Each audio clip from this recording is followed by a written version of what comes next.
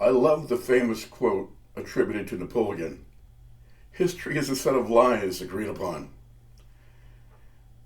Sometimes history is told by the best storytellers. Sometimes it's told by the people with the best PR agents.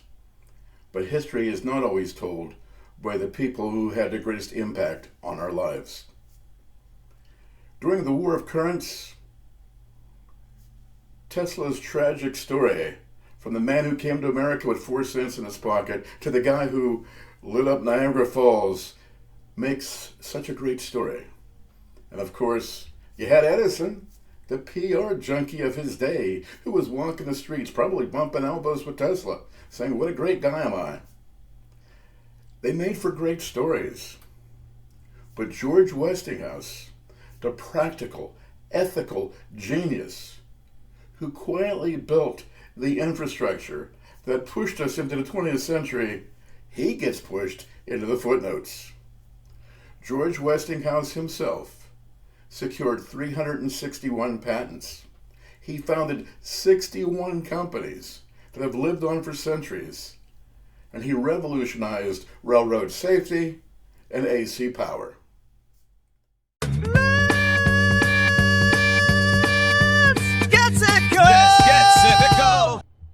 In 1868, Westinghouse moved to Pittsburgh, not for fame, not for fortune, but to find steel. He needed better, cheaper steel to manufacture his railway inventions.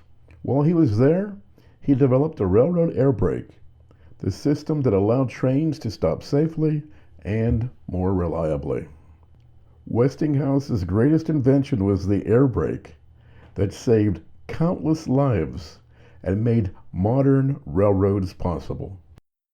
Before the air brake, riding a train was a crazy, dangerous adventure. There was a person called a brakeman who would jump from train car to manually turn a valve to slow down the train, one car at a time. Stopping the massive trains took a tremendous amount of time and space. And even more sadly, thousands of brakemen died every year. The railroads saw the lost lives of the brakemen as part of the cost of doing business. This attitude shocked Westinghouse. His goal was to make railroads safer, and he fought the initial resistance of his air brakes because the train people thought they were too costly. But eventually, the air brake became law, and the Westinghouse Air Brake Company succeeded. Going on from railroads to natural gas, he became fascinated with natural gas, to the horror of his wealthy neighbors in Pittsburgh, when he started drilling gas wells in his own backyard at his Pittsburgh estate called Solitude. Of course, his wife Marguerite thought it was pretty cool because he was drilling the gas wells in their own backyard. He could work from home without having to go somewhere else. In our section on the War of Currents and other videos that I have done, I talked about the enormous investments made by Westinghouse in developing alternating current. The money he made from the air brakes and other inventions, he deeply invested into making AC current a reality. In 1881, he introduced the 5.5-day work week, giving workers Saturday afternoons off for personal development and community life, something that was unheard of in his day.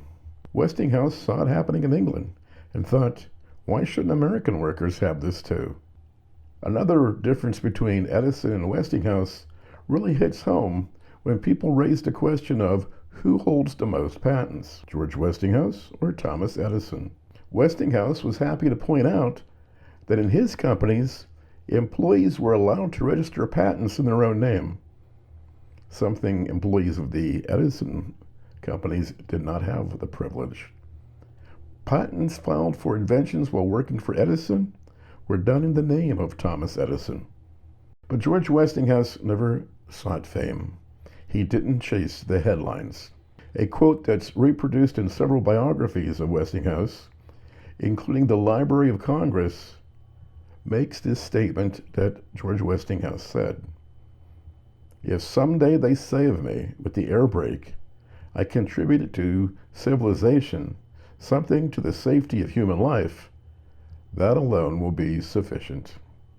My passion for geek history, especially rescuing forgotten geeks from the trash can of pop culture, inspires me to make this story of George Westinghouse very personal. Today's pop culture history machine shoves him into the margins, or worse yet, makes him a villain in the war of currents. That's just wrong. It's an injustice to one of the most important engineers and industrialists that America has ever seen. Westinghouse was every bit the geek in the Gilded Age, a time when the term industrialist was synonymous for robber baron with a top hat.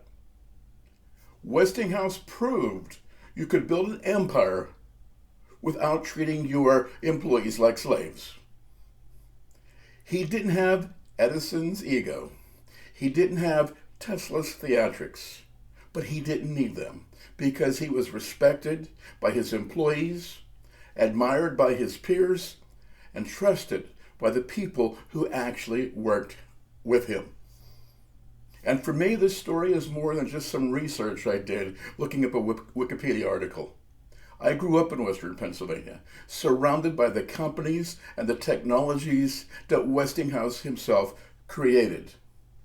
I've traced the roots of Westinghouse and his legacy back to the time it happened, and through my own 50 years of studying the man, I have a passion for getting his story correct. So, let's get rid of the pop culture.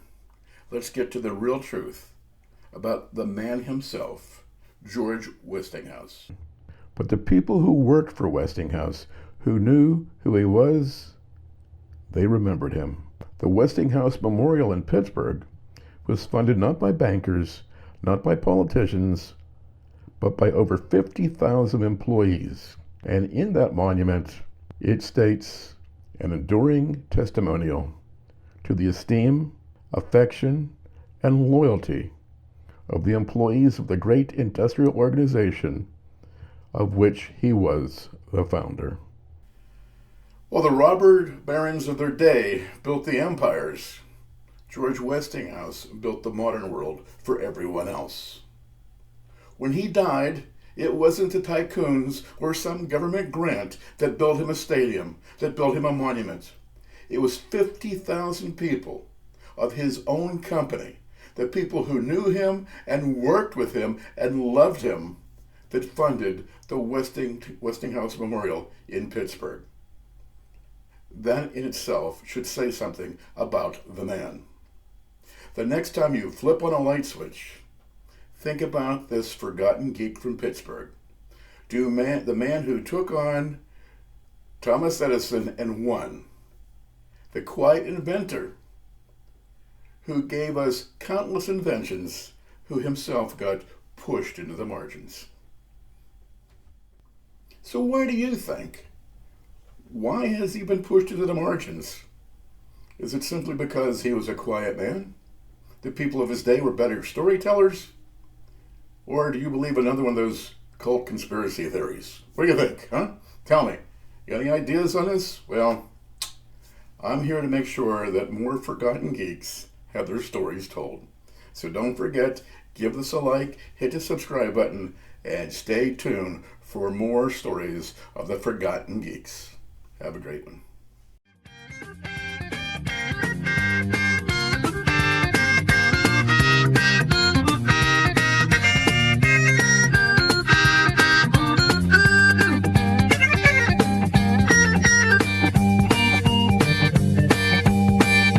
Let's get cynical.